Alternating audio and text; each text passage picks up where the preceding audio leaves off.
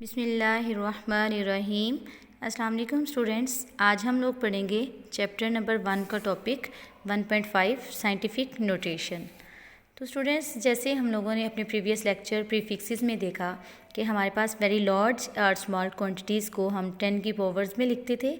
Then हम लोग देखते थे कि 10 का कौन सा मल्टीप्लायर है और उसके अकॉर्डिंग हम अपने प्रीफिक्सेस को देखते थे और तब हम लोग उसके अकॉर्डिंग उसको मैनेज करते थे कि किस मल्टीप्लायर का कौन सा प्रीफिक्स एग्जिस्ट करता है। तो स्टूडेंट्स, हमारे पास साइंटिफिक नोटेशन में भी सिमिलर मेथड है रिप्रेजेंटेशन का। ठीक है, इसमें भी हम अपनी क्वांटिटीज़ को उसी तरह से जो है वो 10 की पावर्स में रिप्रेजेंट करेंगे, लेकिन यहाँ पे हमारे पास ऑलरेडी कोई भी चीज़ सेट नहीं की गई कि हम उसके अकॉर्डिंग अपनी 10 की पावर को मैनेज करें। यहाँ पे हमने क्या करना है कि हमने हमारे पास जो डेसिमल पॉइंट होगा उसको हमने मूव करवाना है वहाँ तक कि हमारे पास उसकी राइट साइड पे जस्ट 1 नॉन ज़ीरो डिजिट रहे। ठीक है, जस्ट 1 नॉन ज़ीरो डिजिट रहे तो वो हमारे पास कौन सी फॉर्म होगी, स्टैंडर्ड फॉर्म या साइंटिफिक नोटेशन होगी। तो हमारे पास जो साइंटिफिकली रिप्रेजेंट करने का मेथड है उसको हम क्या कहते हैं, साइंटिफिक नोटेशन, जिसमें हम वेरी लार्ज और स्मॉल क्वांटिटीज़ को 10 की पावर्स में लिख देते हैं। तो आइए स्टूडेंट, सबसे पहले हम लोग इसकी डेफिनेशन देख लेते हैं साइंटिफिक नोटेशन की। A scientific way to write large or small quantities in some powers of 10, यानी लार्ज या स्मॉल क्वांटिटीज़ को, बहुत लार्ज वैल्यूज़ हैं कुछ स्मॉल वैल्यूज़ हैं तो उनको हमने 10 की पावर्स में लिखना है। ये मेथड हमारे पास क्या कहलाता है, साइंटिफिक नोटेशन।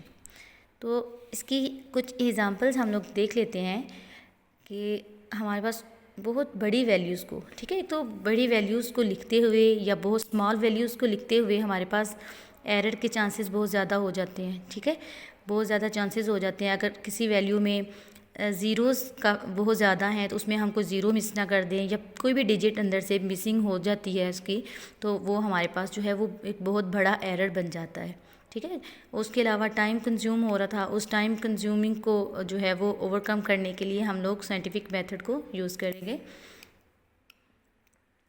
तो स्टूडेंट्स, हमारे पास एग्जांपल है मून का डिस्टेंस फ्रॉम अर्थ। ठीक है, हमारे पास डिस्टेंस ऑफ मून फ्रॉम अर्थ है 38 करोड़ 40 लाख मीटर्स। तो ये बार बार लिखते हुए हमें एक तो प्रॉब्लम होगी कि हमें लिखने में प्रॉब्लम आएगी, बार बार इसके ज़ीरोज़ देखेंगे कि हमने कोई ज़ीरो मिस तो नहीं कर दिया या अंदर से कोई डिजिट हमारा मिसिंग तो नहीं है। उसके अलावा लिखते हुए टाइम बहुत ज़्यादा कंज्यूम होगा। तो इस चीज़ से बचने के लिए, इस चीज़ को ओवरकम करने के लिए हमारे पास एक बहुत ही अच्छा मेथड है, एक बहुत ही जो है वो आसान मेथड बता दिया गया जिसको हम क्या कहते हैं, साइंटिफिक नोटेशन। तो उसी के अकॉर्डिंग हम देख लेते हैं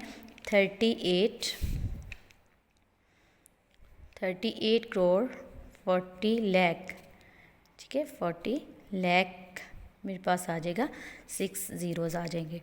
तो स्टूडेंट्स, हमारे पास कोई भी क्वांटिटी दी गई हो और उसमें डेसिमल पॉइंट एग्जिस्ट अगर नहीं कर रहा तो इसका क्या मतलब है, इसका मतलब है कि हमारे पास जो डेसिमल पॉइंट है वो उसके लास्ट पे एग्जिस्ट करता है।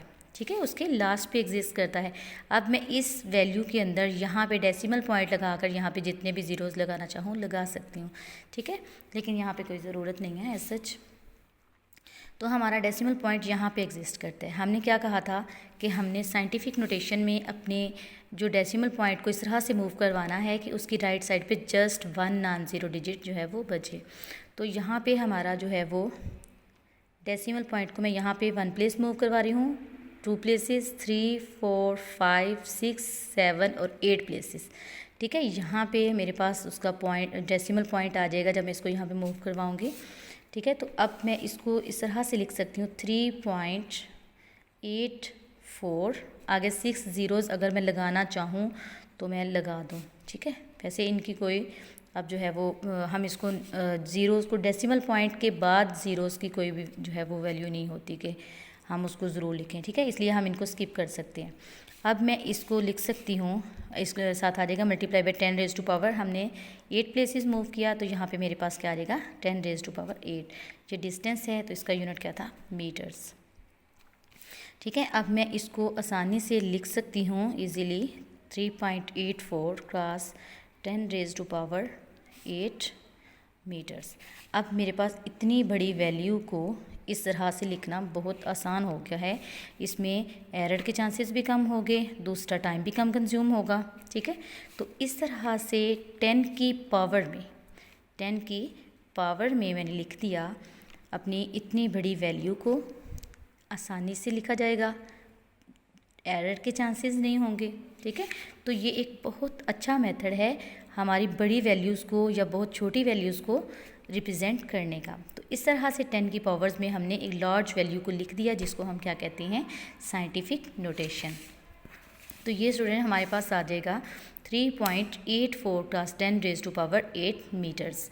ये हमारा मून का डिस्टेंस है from the surface of earth. तो साइंटिफिक नोटेशन में लिखने के लिए हमारे पास कुछ रूल्स होते हैं। ठीक है, तो वो रूल हम देख लेते हैं। In scientific notation a number is expressed as some powers of 10, जैसे अभी हम लोगों ने 10 की पावर में इसको लिखा। ठीक है, multiplied by a number between 1 and 10। 1 से 10 के दरमियान हमारे पास कोई भी नंबर्स हैं उनके साथ हम लोगों ने, जैसे अभी ये मेरे पास आ रहा है 3.84, इसके साथ मैंने मल्टीप्लाई करवा दिया, यानी जितने भी हमने प्लेसेस मूव करवाई, यहाँ पे हमारा डेसिमल पॉइंट एग्जिस्ट कर रहा था, यहाँ से मैंने मूव करवाया, यहाँ पे 1 2 3 4 5 6 7 8 प्लेसेस मूव करवाया, तो उसके साथ मैंने 10⁻8 लिख दिया।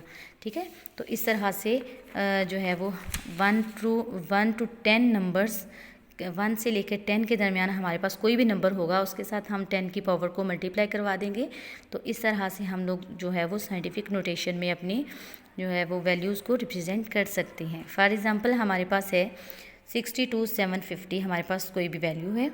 अब हमने क्या करना है, 62,750 को किस तरह से हम लोग जो है वो 10 की पावर में लिखेंगे, 750 को। ठीक है, मैंने अभी बताया कि हमारे पास अगर किसी वैल्यू के अंदर डेसिमल पॉइंट एग्जिस्ट नहीं कर रहा, ठीक है, तो इसका मतलब है कि उसके लास्ट पे हमारा डेसिमल पॉइंट होगा। अब मैंने क्या करना है, यहाँ से मैंने डेसिमल पॉइंट को मूव करवाया 1 2 3 4 प्लेसेस। ठीक है, तो अब मैं इसको लिखूँगी 6.275 मल्टीप्लाई बाई 10⁻⁴। ठीक है, हमने 4 प्लेसेस मूव किया है, तो यहाँ पे आ जाएगा 4। इसी तरह से ये हम लोगों ने यहाँ पे लिख दिया। This is standard form. ये हमारे पास स्टैंडर्ड फॉर्म है। स्टैंडर्ड फॉर्म क्या है, जिसमें हमारे पास उसकी राइट साइड पे जस्ट 1 नॉन ज़ीरो डिजिट रह जाए। ठीक है, ये हमारी है स्टैंडर्ड फॉर्म या साइंटिफिक नोटेशन। तो फर्दर हमारे पास कुछ एग्जांपल्स हैं वेरी स्मॉल क्वांटिटीज़ की। तो स्मॉल क्वांटिटीज़ में हमारे पास क्या होगा स्टूडेंट, हम लोगों ने प्रीफिक्सेस की बात करते हुए भी मैंने आप लोगों को बताया कि जब हम लोग राइट टू लेफ़्ट, यानी जब मैंने हमारा डेसिमल पॉइंट अगर यहाँ पे था, तो मैंने यहाँ से मूव करते हुए यहाँ पे 10 की पावर को क्या लिया, प्लस में, यानी मैंने राइट टू लेफ़्ट हम लोगों ने मूव किया यहाँ पे, तो तब हमारे पास जो 10 की पावर होगी वो पॉजिटिव में आएगी।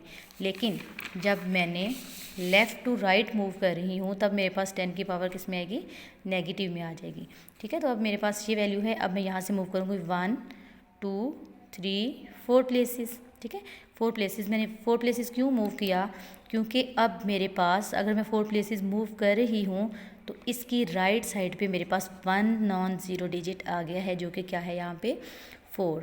ठीक है, तो अब मैंने जो है वो लेफ़्ट से राइट की तरफ मूव किया है, सो दैट मेरे पास जो 10 की पावर है वो नेगेटिव आ जाएगी, -4 आ गई।